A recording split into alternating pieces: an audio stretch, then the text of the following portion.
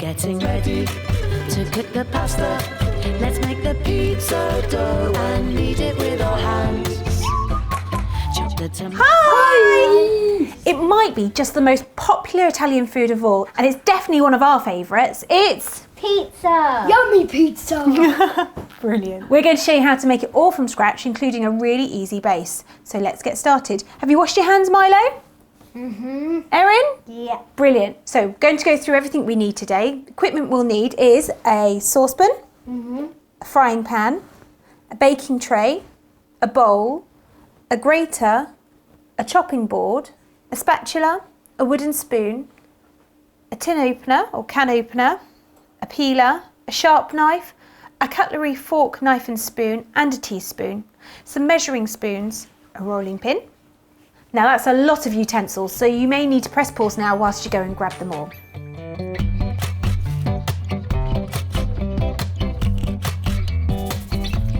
The ingredients you'll need are self-raising flour, wholemeal flour, black pepper, balsamic vinegar, sunflower oil, basil, red pepper, mushrooms, red onion, garlic, courgette and carrot, cheddar cheese, natural yoghurt, sweet corn, a tin of tomatoes and a little bit of chilli powder too.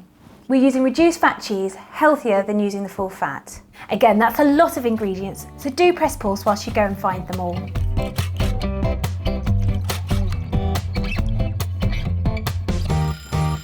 So we need to get started.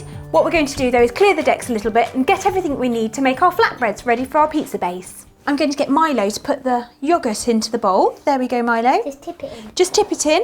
We're using reduced fat natural yoghurt, healthier than using the full fat. And Erin, I'm going to then get you to put a whole cup of the wholemeal flour in and a whole cup of the self-raising in with the yoghurt. There we go. That's for you, Erin. If you can then use your spoon to fill up the yoghurt pot, that'd be great. Okay.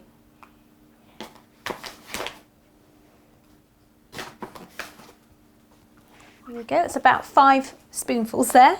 There we go, tip that one in and then we can add the self-raising. Can you do the same with the self-raising flour for me? And Milo, I think we need a twist of pepper just to give it a bit of extra flavour. What do you reckon? Can you do that for me? Mm-hmm. Brilliant. There we go. You can see the black falling into it, can't you? Yogurt. That's about right. It's about 5 or 6 twists. Should be the right amount. There we go, Erin. Pop it down. Do you want to use that spoon just to get what you've got in there? Milo, you can start mixing. I'll hold the bowl. It's quite good to have an adult just to keep things a little bit steady. Ah, not a bee. Oh, well done. You're getting all those sticky bits where the yoghurt and the flour has stuck together in the pot. Mix it up. That's it. There we go. Thanks, Erin. That's great. Get going. Now that's coming together really well. It's forming that doughy consistency that we would like with a flatbread or a pizza base, and it will soon gather to be a ball. Erin, do you want to give it a mix for me? Erin's going to get it together in a ball for us, and then Milo can use the rolling pin to make it nice and even, and then Erin's going to shape it with her hands. That's fantastic. So there we have our lovely dough ready. I'm going to chop it down the middle. Why? So you have one each. If it's a bit wet, you can add extra flour just to bring it together. In this case, we're going to give a sprinkle of flour onto our boards. There we go. Milo, can you sprinkle some on the board too? Use that spoon and just give it a light dusting. You don't need too much. Now sprinkle it over the board so you've got a nice covering. Let's put that to the side. Erin, I'm going to give you this dough. There we go, dough. Well done, Milo. I'm going to roll it Fab. with a rolling pin. And then you can, that's a really good tip actually, because if you cover your rolling pin in the flour, that allows the rolling pin to not get sticky on the dough, just in case. So well done, Milo. There we go, so there's yours. Let's put that underneath. So now that they have their dough on their board, what we're going to do is, Milo, can you pull it apart and make 2 pieces for me? One big ball, one small. Oh, well done, Milo, you've done it. Put some of the flour over the top, and you've done yours, and then you can flatten it out with the palm of your hand. Make sure it doesn't get sticky, make sure you've got some flour on yours. Whoa. We might need a bit more on there, Milo. I'm so good. Got stuck because it was too wet. Just a bit too wet with that yoghurt on Milo's part. It was a little bit softer. So there we go, Milo. Try it again. That should work really well for you now. Get that excess off. Flower hands. Got flour hands. Don't to press my too hands. hard. Do it quite gently and then get it nice and... You can make that a bit bigger, Erin. Then you've got yourself a bigger pizza, haven't you? Yeah. That looks lovely, Milo. Let's do the next bit. Here we go.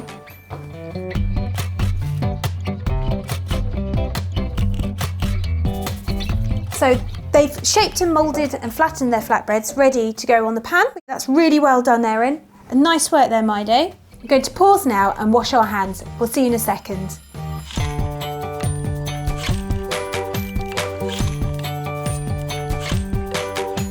So we're going to cook off these flatbreads right now. We're going to take the board over. There we go. Watch me, guys, and see what we've got to do. We're going to heat up the pan. When you're using the hob, always have an adult nearby to help you cook. I'm going to give it a minute just to warm up. Lift the dough, and then we're going to pop it into the pan. Without any oil, it's really simple. And let it just start to heat. It starts to actually brown underneath, and you'll see it start to actually rise a little bit. So the flatbread's actually starting to bubble, which is exactly what we wanted to do. It gives it a little bit of air inside and makes it a little bit lighter. We're going to flip it over now. It's been done for about a minute to 2 minutes. And it's lovely and toasted on one side. We're going to wait for the other side to now do exactly the same. Whilst we're actually cooking these flatbreads off, why don't you press pause and you can cook yours too. We'll see you in a minute.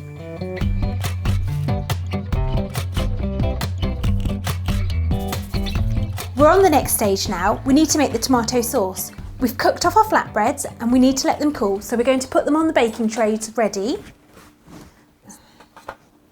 There we go. So leave them to the side and we can come back to that later.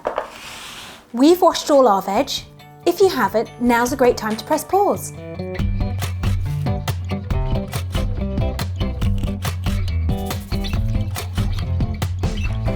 Milo, we're going to chop off the end of the carrot just to make it easy when you're starting to grate. We need to peel it as well, so if you can hold the top of the carrot for me and use the peeler in that hand.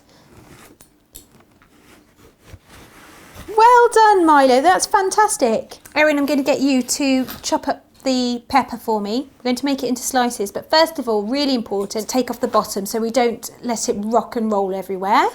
So let's chop off the bottom and it makes it nice and secure, ready to take the core out. We're going to do it like this. If you can hold it, Erin, and slice down using your claw technique. That's it, fingers together over the top. I've done it. And then you take it down like this. Have you? Well done, Milo. And chop right down. And then we need to twist and turn and do it again. Well done, Milo, that's fab. Can you grate it for me now? I need to use this one. So mind your fingers, and we need to do it in a down motion like this. Mind and your knuckles. Top to bottom, and from top to bottom again. There we go, good boy, you've got it. Erin, how are you getting on? Good. Now I need you to cut these into strips for me, please, if that's all right. Use your claw technique again, where you can chop down and make really nice slices. Milo, you're doing a great job there. That's nearly the whole carrot done. Fantastic. Good girl, Erin. That's wonderful chopping. Pop it to the side so you give yourself some space on your board. It's a really I think good... I'm done now. I think you are done. That's brilliant. Let's move that. And now, Milo, what we need to do is chop our courgette. So we're going to take the ends off. I don't like it. We don't need those. So what I'm going to do now is use my bear claw. And we're going to, yeah, exactly. We're going to chop the courgette in half. Cut it into a length. And then we'll take it down into thicker strips. And then we'll cut them into chunks like this, look. So, Milo, I need you to try and do this one. See if you can try it again this time yourself. Now, Erin, can you do me the favour? Can you do the same as what Milo's doing? I need you to use your claws to chop these slices into little cubes. Okay? Chopping them into smaller pieces will make it easier to eat. Plus, it will cook quicker as well.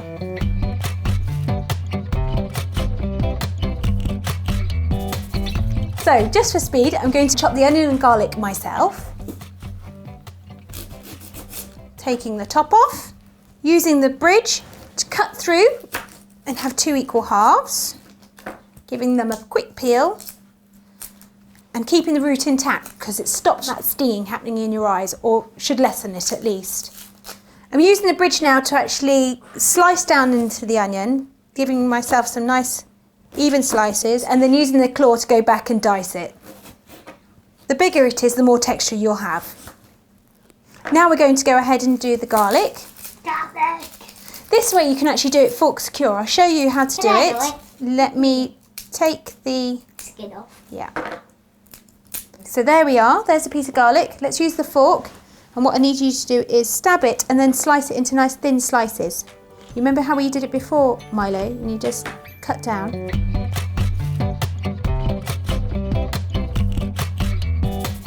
Going to put everything all on one board together so that we can put it all into the pan ready for our pizza sauce.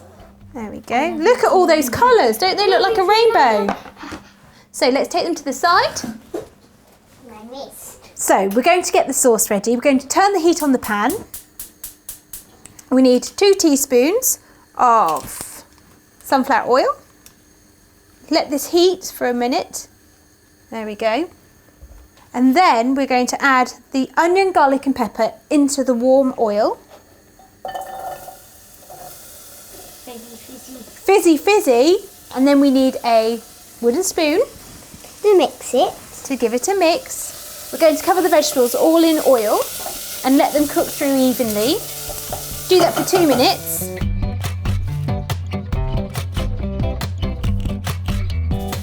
We're going to add the courgettes now. And the carrot,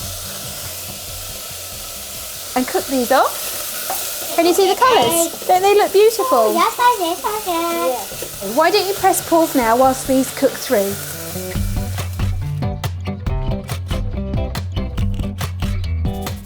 Now we're going to get everything else into the pan. So we've got a tin of tomatoes, to tear up the basil leaves. Wow. Going to put a teaspoon of balsamic vinegar in. Did you know balsamic vinegar comes from Italy? You could just pull the whole You could pour it all in, but it would be too spicy. vinegary, it would be too sharp. And then we're going to put half a teaspoon of chilli powder in, just to give it a little bit of a Put all the zap. chili in. Chili, pow. There we go. Let's mix this all together, and then we'll see you in 2 minutes. Why don't you press pause now?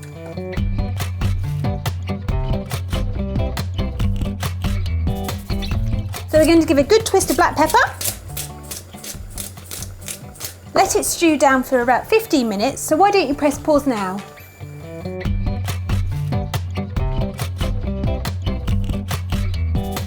So we have everything ready. We've made our sauce. We've got our flatbreads. Now we're going to decorate. We need to put our sauce onto our flatbreads. It's going to be quite warm, so I'm going to actually put a portion on each of the children's flatbreads. So Erin, here's yours. And once I've done that, I'm going to actually turn the grill on and get it warm, ready for the grilling of the toppings. Here we go, Milo. This is for you. So then I'm going to turn the oven on, and we're going to turn it round to grill. There we go. Perfect. In the meantime, I'm going to put the sweet corn in a bowl ready for the children to be able to decorate. Milo, put some sweet corn on and decorate it as you need to. Erin, why don't you use some of the mushrooms and then we can swap over? Okay? Brilliant. In the meantime, I'm going to grate the cheese ready for both of their trays.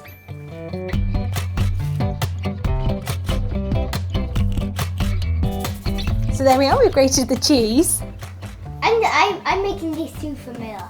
Oh, I made that one for Miller and that one for that is Miller. very kind. Cheese. Use half of the cheese and then you'll need to do it into 2 halves again, so you've got 2 pizzas there if you're going to use both pizzas with cheese on. And then this is Erin's.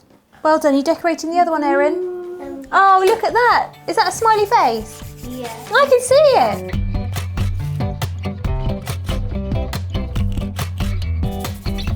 So we've got our flatbread pizzas ready. We're going to put them under the grill. We're going to take them out when we see the cheese starting to bubble. This could take sort of 5 to 10 minutes, but do keep an eye on it, as we don't want them to burn. There we go. So whilst that's grilling right now, we're going to clear away, wipe down our surfaces and put everything to the side. Why don't you press pause now?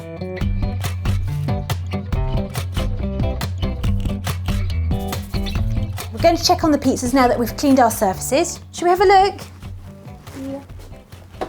Oh, they're perfect. Let's get them out using our oven gloves. Do beware, and always get an adult to do this part. So that's yours, Erin. Oh my goodness, these look amazing. Mind out the way. Very, very hot tray. Very, very hot tray. Whoa. Oh my goodness, look at them. I'm going to give my 2 to Miller. You're going to give yours to Miller. That's really kind and thoughtful. So there we have it. Flatbread pizzas made by Milo and Erin. How did you enjoy that, Milo? Yum, yum. It is yum yum. What about you, Erin? Was it tricky? Yeah, a little. It was a little bit tricky, but it's a great one to learn and try lots of different techniques, but it's also a great one to eat at the end. If you'd like to have a go at another recipe, there are more cook-alongs for you to explore. We'd love to see what you've made. Take pictures and tweet them to @EatHappyProject, #Let'sCookAlong. Say goodbye to everyone. Bye.